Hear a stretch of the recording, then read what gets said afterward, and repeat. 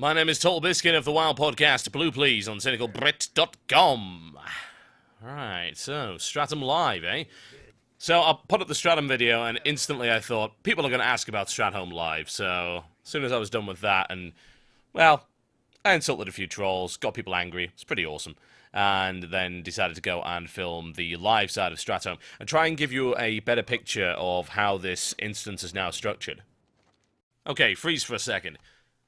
Story progression right here. This goes on from what used to happen in Stratholme, and things have now changed significantly. You should be aware of Balnazzar. Balnazzar was in the guise of the old Grand Crusader Dathrowan, or whatever the hell his name was.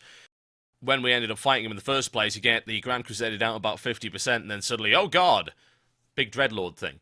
Now, Balnazzar was controlling the Scarlet Crusade, and the Scarlet Crusade wasn't really aware of this.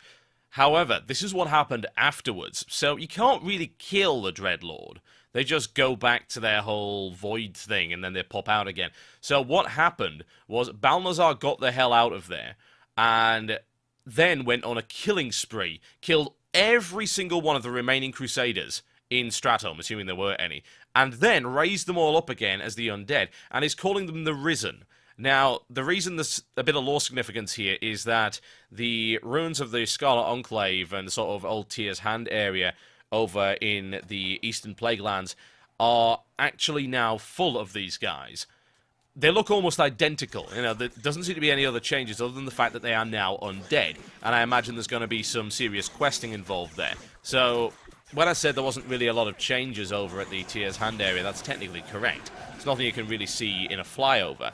But that's the storyline of what's happened to them. That's why those guys are now undead. And as a result of that, and as we're going to see here as I speed through this dungeon, all of the Scarlet guys in the Cathedral and the live side of this are now very much dead. What you will also notice is that the guy we spoke to at the start there with the big sword is the same guy that we spoke to at the end of the little Aureus Rivendare video that I put out. So, this guy follows you all the way through the live and the dead side, and you're supposed to go on the live side first, you talk to that guy, and you do the stuff for him, blah blah blah, he asks you to kill Balnazzar, and after you've done that, you're then asked to go to the dead side, which you're going to see, and it's a much better way of telling the story as far as I'm concerned. It's also very convenient. It has the quest giver follow you and come to you, as opposed to the other way around, which is kind of annoying. So, hey, I've done a quest, right, now I've got to run all the way back. No, it makes sense that that guy is actually coming along with you. What doesn't make an awful lot of sense, I must admit, is the fact that he says, well, we are one of the, if not the best, organization for destroying the undead. But we're just going to hang around here for a while and let you do most of the work. And then once everything's dead, we'll come charging into the rescue. Yeah. Aside from that, the mobs are the same, with a few exceptions. See that? That's Commander Malor. You'll remember Malor the Zealous. That was the old guy who used to be there. And still he drops absolutely nothing. He was part of a quest, as I recall. What about Cannon Master Willie, you might ask? That's the nice new map, by the way. Well, let's make our way through here. Let's say you can expect the exact same stuff thrown at you that you saw in the first place. Yes, indeed, folks, Willie Hopebreaker. I'm terrified. Hopebreaker, seriously. You'd have thought he'd given him a better name other than Willie, you know? You can't really take that seriously. I bet he gets mocked by his fellow boss friends. Now, some of you might be happy to know that finally, because they've taken ammo out of the game for hunters and, well, everybody else, Willie no longer drops those miniature cannonballs, so you don't have them clogging up your inventory. Nobody wants them, I can't sell them, this sucks. It turns out they are completely gone now. Cannonball Runner's still there, though. That's important. Once again, as you will notice, the level range of a lot of these items has been reduced, with certain exceptions. There's a few things, like I said, the Crimson Felt Hat hasn't been reduced all that much, and things like Lightforge and the Tier 0 stuff, that is still the same as it always was. I expect all of that to get a massive revamp. I mean, why wouldn't it? Those of you expecting massive sweeping changes across the board are going to be disappointed, honestly. But I don't think that's necessary. Really, I don't. There's just these little touches, like, say, this guy used to be Galford the Archivist. He's now Instructor Galford. He still beats you up with a book and casts magic on you and everything. Even tries a good old pyroblast for good measure. Not gonna let that happen. But it does give a little bit of a lease of life, or in this case, death, to the instance. For those of us who've been through this 50 or so times, it's nice to go back in at least once and just see what's changed. And honestly, I think that's what Blizzard wants. They're trying to encourage people to roll alts, and why wouldn't they? It's the kind of thing that keeps you playing, keeps you subscribed. It's a good business strategy.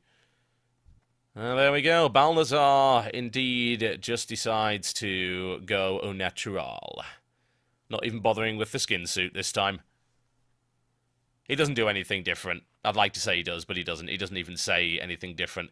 But it makes far, far more sense for Balnazzar to be there as opposed to the Grand Crusader, who we definitely killed. You know, we killed the Dreadlord as well, but Dreadlord's just come back, apparently. So says the lore, and you'll see there's an explanation of that in the quest after this. Now, what I'm going to show you after this is what happens when the quest giver comes along, what he says next, and then what's supposed to happen at the start of Deadside Stratum, which I did skip. So you are supposed to do these in order. Seems you can get into the service entrance regardless. I don't know if pre-mades have the key or whether or not you can just get in straight away. It used to be an issue with the key. Maybe that was changed a long time ago. I don't think I've been inside Stratum for a very long time. Whatever the case, it's neat. It's a far better version of storytelling than in the previous one where you just had a bunch of quests. It's like, well, you could go here, I guess. There you go. And then you had to get the key, and yeah, it was all nonsense.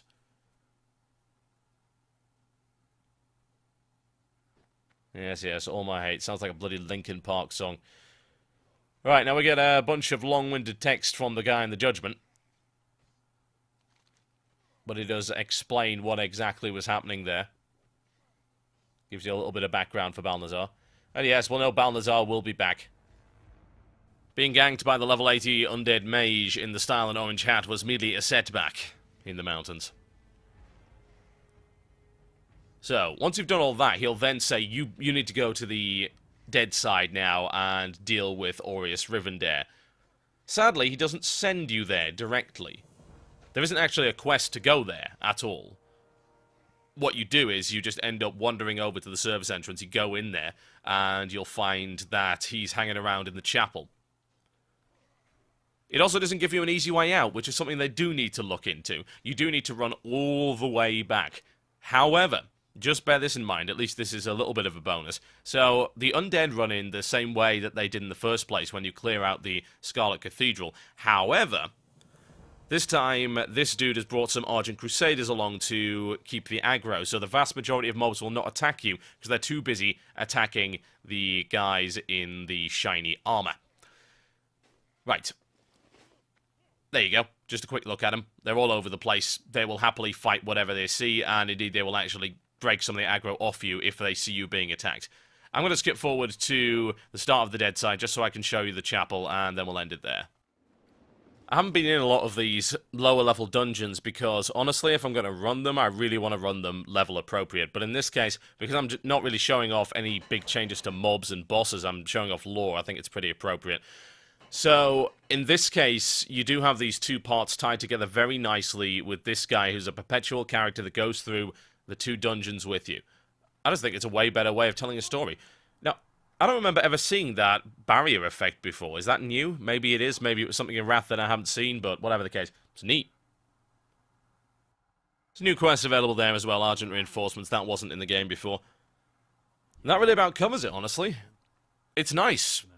It really is. They've done a good job of tying the story together a little bit better than previously, and they've put in quite a few advancements. I like the more dynamic nature of it now. It seems like you're actually progressing through something, and that the NPCs are moving along with you, as opposed to you just sitting around and artificially going into dungeons.